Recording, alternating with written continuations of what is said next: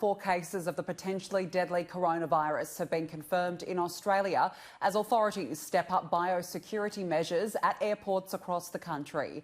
3 men in New South Wales and a 4th in Victoria tested positive to the virus and have been isolated in hospital to prevent further spreading.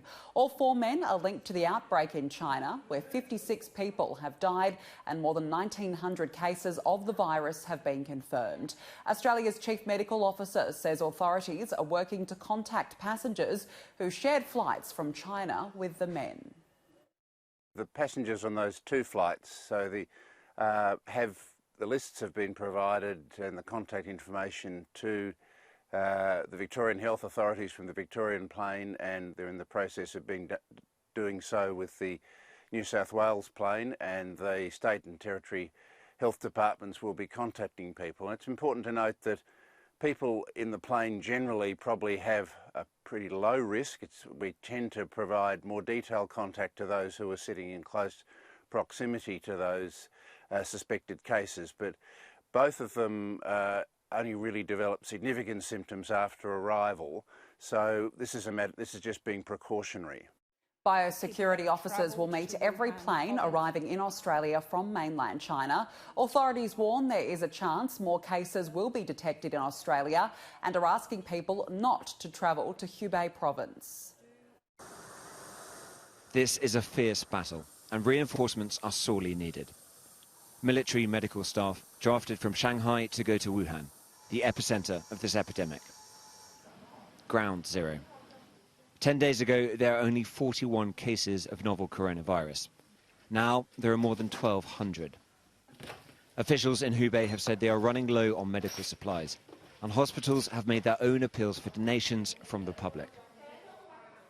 The city is on ever greater lockdown, with cars now banned. 56 million people in the region are under a travel ban. So we were shown pictures of the Chinese Politburo in action, including President Xi Jinping.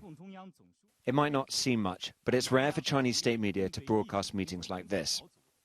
The aim is to show how seriously the leadership is taking the outbreak, even if none of them has yet visited Wuhan. The rest of China is closing off. Shanghai Disneyland, Disneytown including Walt Disney Grand Theater and Wishing Star Park are temporarily closed now.